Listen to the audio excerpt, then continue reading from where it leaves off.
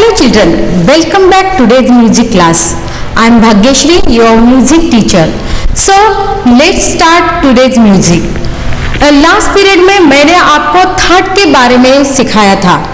Thought के बारे में हमने इंफॉर्मेशन लास्ट पीरियड में ली थी, लेकिन इस पीरियड में फिर से एक बार मैं थॉट के बारे में और एक बार उसका रिवीजन लेने वाली हूँ.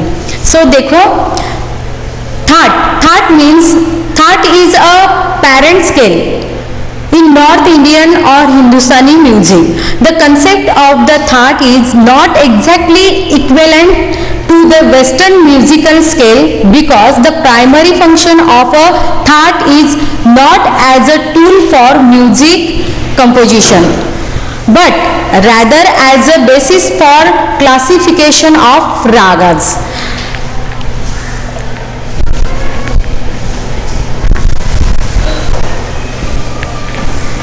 लास्ट पीरियड में हमने 10 थाटों का अभ्यास किया था.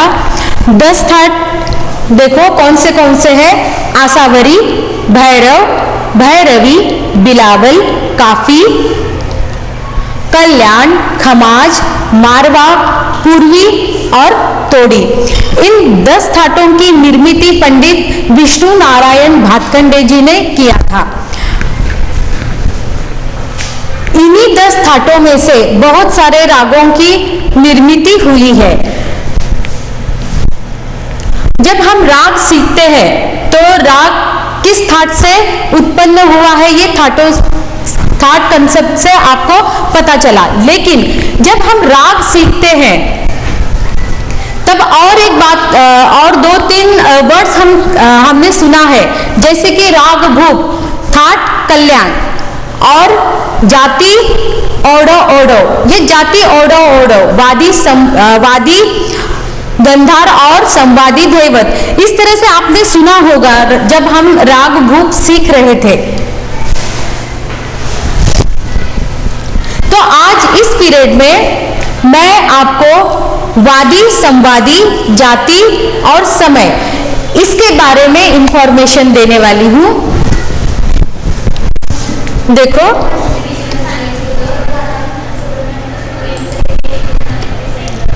वादी, राग भूप का वादी स्वर है गंधार और संवादी स्वर है धैवत. तो जैसे कि वादी swar means vadi in both Hindustani classical music. Both Hindustani classical music means उत्तर हिंदुस्तानी क्लासिकल म्यूजिक और दक्षिण Hindustani Carnatic Hindustani classical music. 2 music system India में है. And Carnatic music is the tonic swar. Musical means musical note of a given raga. जो राग के नोट्स होते हैं, स्वर होते हैं.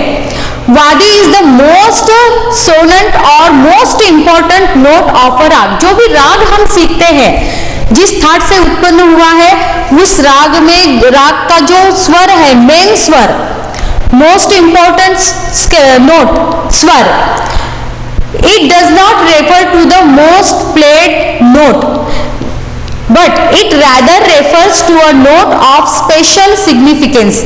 जब भी हम राग, हर एक राग अपने अपने एक दूसरे से अलग अलग होते हैं.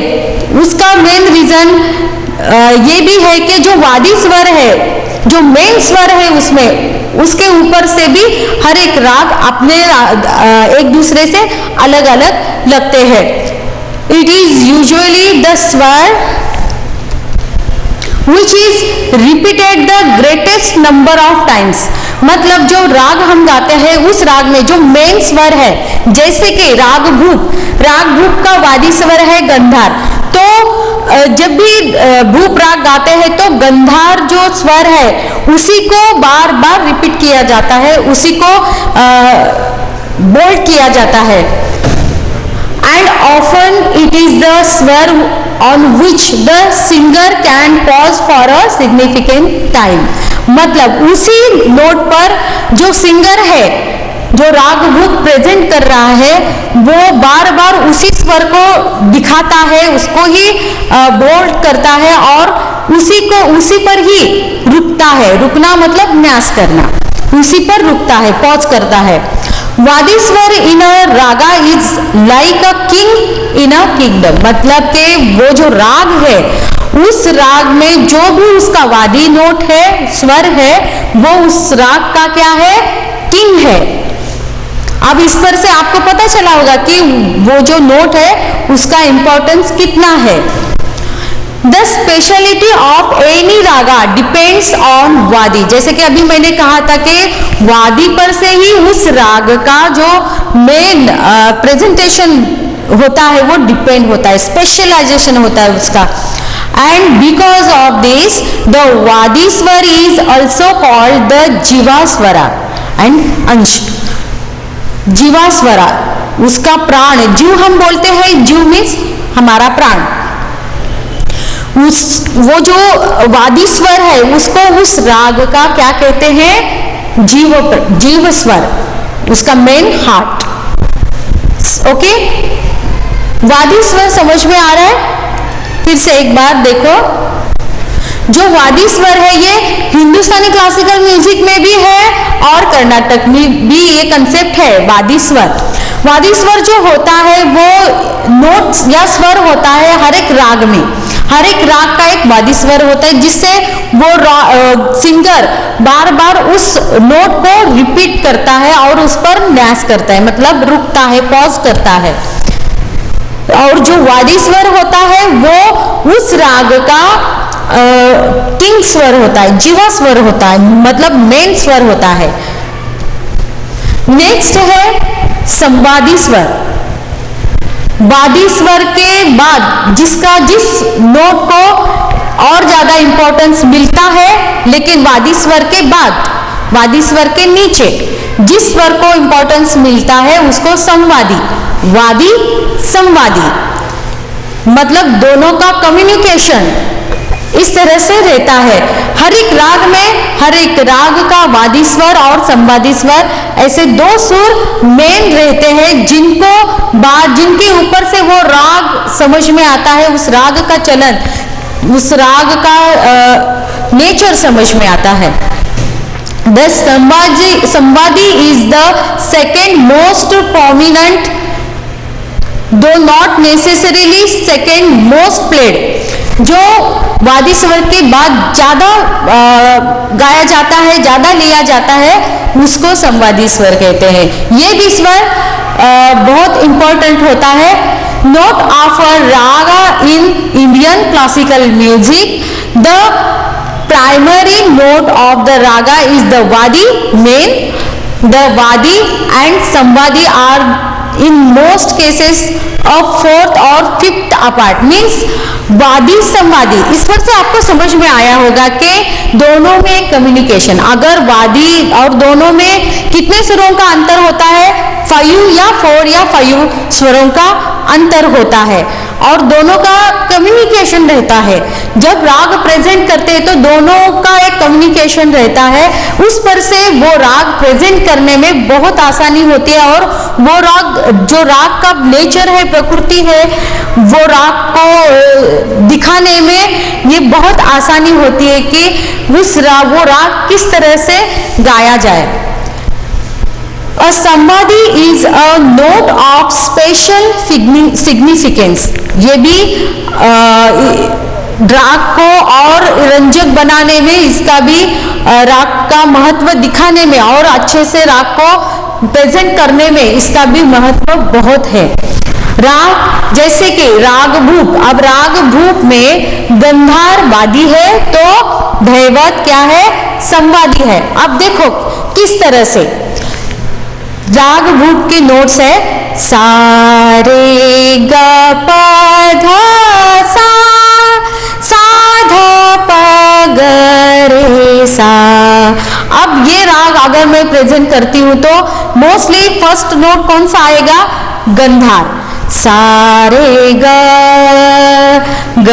रे सा ध, सा रे ग प ग प ग रे सा, सा रे ग प ग प ध प ग रे सारे ग रे सा ध सा। अब इसमें आपको समझ में आया होगा कि गंधार नोट और धैवत इन दोनों के वजह से ये जो राग भूप है इसका प्रकृति या इसको प्रेजेंट करने में कितनी आसानी हो रही है। राग जो नोट है गंधार उस पर भी मैं न्यास कर रही हूँ, पॉज कर रही हूँ और उसके बाद उसको मोस्टली दिखा रही हूँ और उसके बाद सेम संवाद, संवाद किसके साथ हो रहा है, धैवत के साथ।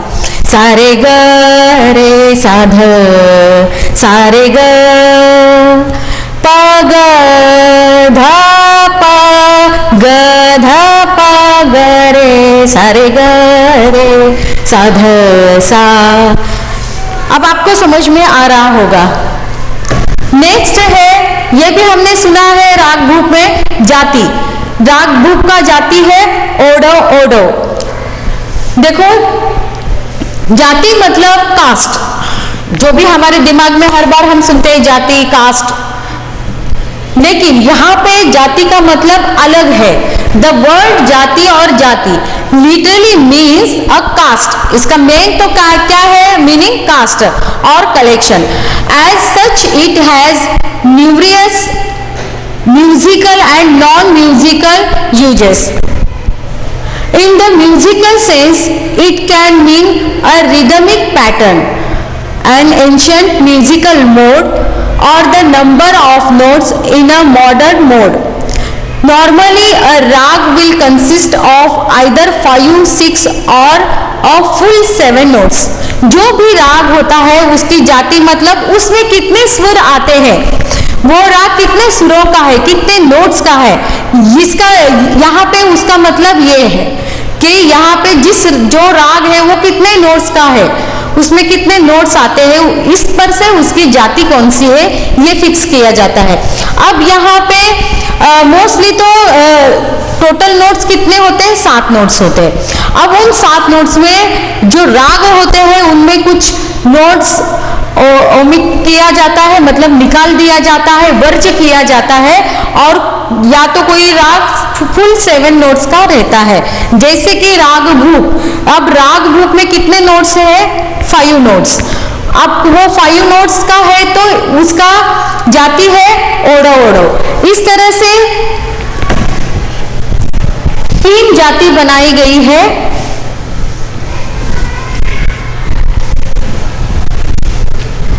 फर्स्ट है ओडो जो 6 नोट्स के हैं। सेकंड है शैडो। ओडो जो है वो 5 नोट्स जिसमें 5 नोट्स मतलब के ओडो जाति कितनी बनाई गई है, 3 जातियां बनाई गई है, ओडो, शैडो,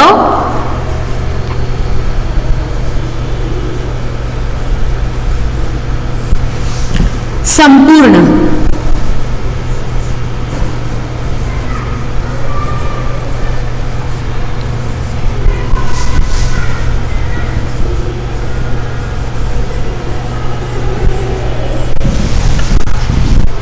अब जितने भी राग बने हैं, थाट जो होते हैं वो तो 7 नोट्स के होते हैं, लेकिन जो राग बनते हैं उन राग उसी थाट से सुर कम ज्यादा कम करके या सुरों की संख्या को कम करके राग बने होते हैं। अब वो राग किस तरह से होते हैं, ओडो, शैडो या संपूर्ण। अब जो हमने राग भूप देखा है, राग भूप, ये जो राग भूप है ये कितने सुरों का है, 5 स्वरों का। तो इसकी जाति कौन सी हो गई, ओडो।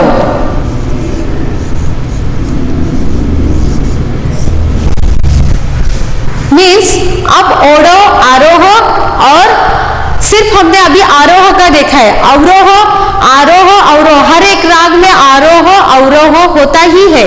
तो राग भूप में ये जो राग भूप है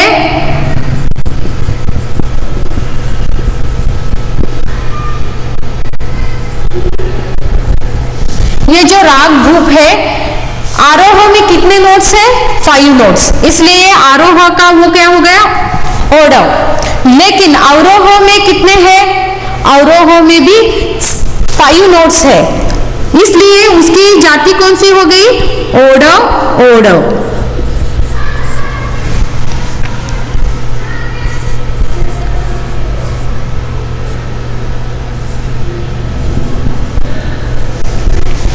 इस तरह से अब आरोह अवरोह के हिसाब से देखा जाए तो कितने जाति बनती है? ओडव, ओडव। फर्स्ट है ओडव, ओडव।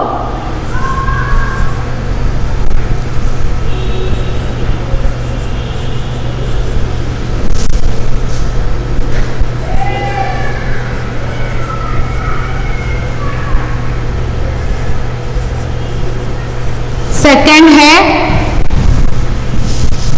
ओडव शाडव, मतलब आरोह में 5 और अवरोह में 5। इस तरह से कितने हो गए?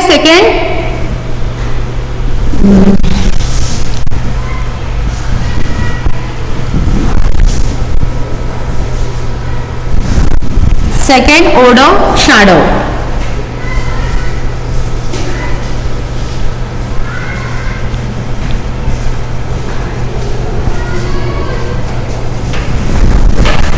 सेकेंड हो गया। थर्ड है, एक मिनट यहां पे दिखाती मैं।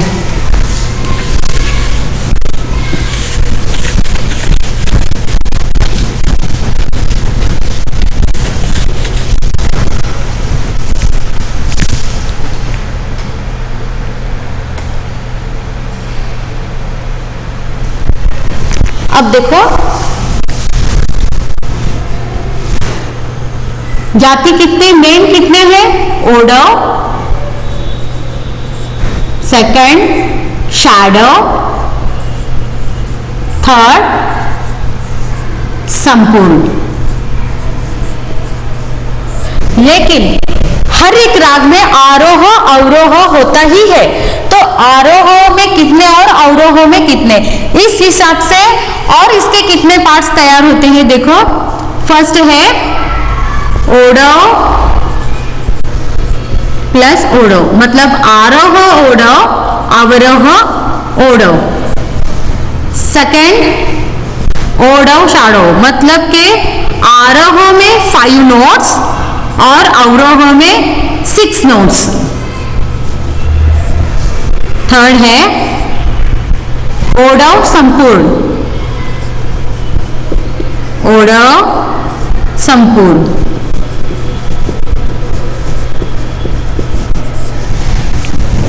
ये सिर्फ ओडव के हो गए। आरोह में जो ओडव 5 नोट्स है वही यहां 5 और यहां 6, 5 यहां 5 और यहां 6, यहां 5 और यहां 7 नोट्स।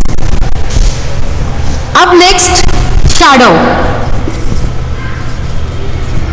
शैडो ओडव शैडो हो गया। अब shadow shadow, shadow shadow, 6 6। Second shadow संपूर्ण,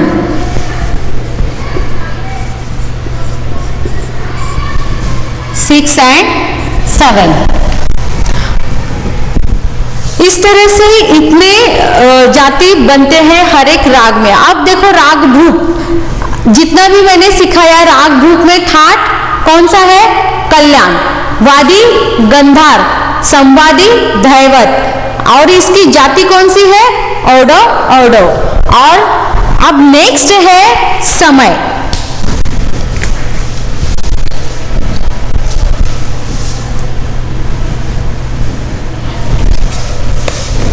जाति आपको प्रॉपरली समझ में आ रहा है ना?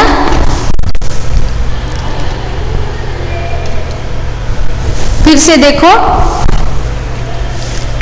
मतलब जो राग है उसमें आने वाले जो नोट्स है उसके नंबर से ही ये जाति बनी है। यहाँ पे इसका मीनिंग ये है उस राग में कितने नोट्स आए हैं उस पर से वो जो राग है उसकी जाति फिक्स होती है। मेन जाति कितने हैं? ओडो, ओडो, ओडो, शैडो और संपूर्ण। ओडो मतलब जिस राग में 5 नोट्स है वो, शैडो 6 नोट्स एंड संपूर्ण 7 नोट्स। अब इस पर से हर एक राग में 5 नोट्स तो नहीं हो सकते, 6 भी हो सकते हैं और 7 भी हो सकते हैं, और हर राग में आरोह अवरोह होता ही है। अगर आरोह में 5 नोट्स है और अवरोह में 6 नोट्स है तो वो क्या कौन सी जाति का हो गया? ओडो, शैडो। अगर आरोह में 5 नोट्स है और अवरोह में 7 नोट्स है तो वो कौन से हो गया? ओडो, संपूर्ण। इस पर से उस राग में कितने नोट्स है इसका हमें पता चलता है। ओडो, ओडो, ओडो, शैडो मतलब 5-6 नोट्स, आरोह 5 और अवरोह 6, ओडो संपूर्ण। ओडो मतलब 5 आरोह में और 7 अवरोह में। इस तरह से इसकी जाति फिक्स की गई है और इस पर से हमें पता चलता है कि उस राग में कितने नोट्स आए हैं। जैसे कि राग भूप 5-5 मतलब उसका जाति हो गया ओडो, ओडो।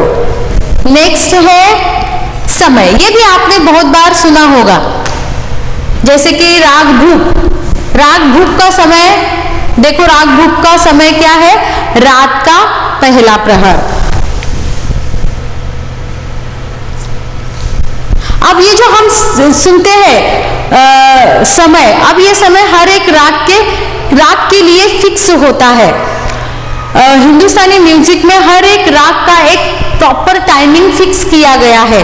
अगर हम उस टाइमिंग पर उस राग को गाते हैं तो उसका इम्पैक्ट बहुत अच्छा होता है।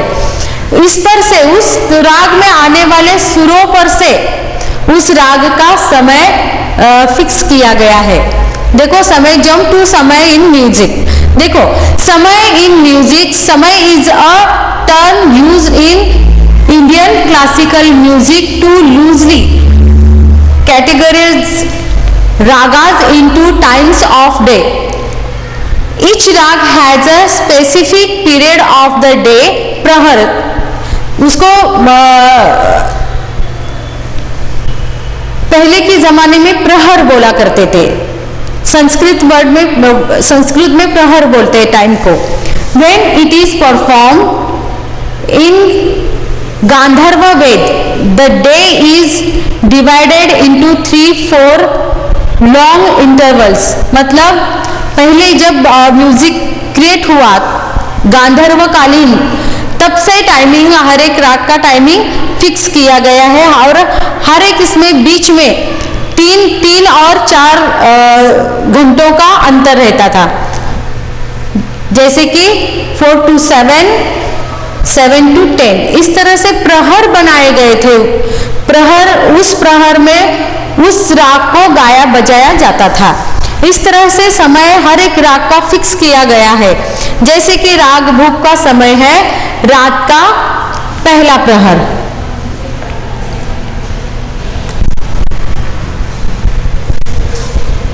फिर से एक बार देखेंगे।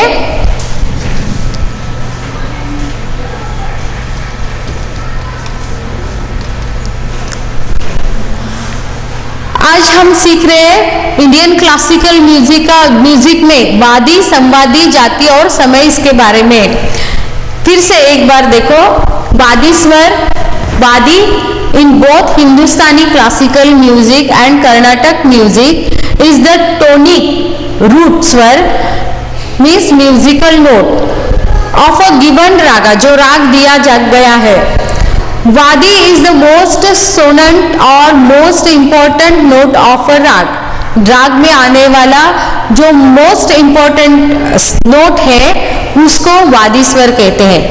It does not refer to the most played note, but it rather refers to a note of special significance. It is usually the swar which is repeated to greatest number of times, and even often it is the swara on which the singer can pause for a significant time. Vadiswara in a raga is like a king in a kingdom. उस राज्य का वो king है. The speciality of any raga depends on वादिस्वर. हर एक राग की जो speciality होती है वो उस राग में आने वाले वादी स्वर पे डिपेंड होता है. एंड बिकॉज ऑफ द वादी स्वर is the also called the जीवा स्वर. मतलब उस राग का वो क्या है, जीवा स्वर है, मतलब उसका हार्ट है. और अंश, उसको अंश भी कहते हैं उस स्वर को. जैसे कि मैंने आपको राग भूप सिखाया था. राग भूप के मैंने आपको सरगम गीत भी सिखाया है. सरगम गीत कौन सा सिखाया है? ग प ग रे सा रे ध सा ग रे ग प ध. ऐसा नहीं कि बाकी के सुरों का इसमें इम्पोर्टेंस नहीं है, ऐसा बिल्कुल नहीं है. बाकी सुरों का कोई महत्व नहीं है, ऐसा बिल्कुल नहीं है. लेकिन ये जो वादी स्वर है ये मोस्ट इम्पोर्टेंट, जिसपे सिंगर रुकता है, जिसको बार बार लिया जाता है. बाकी के स्वर भी उतने ही इम्पोर्टेंट होते हैं राग में. जैसे कि राग भूप में सारे, सा है, रे है, प है एंड फिर सा है. इनका भी महत्व उतना ही है.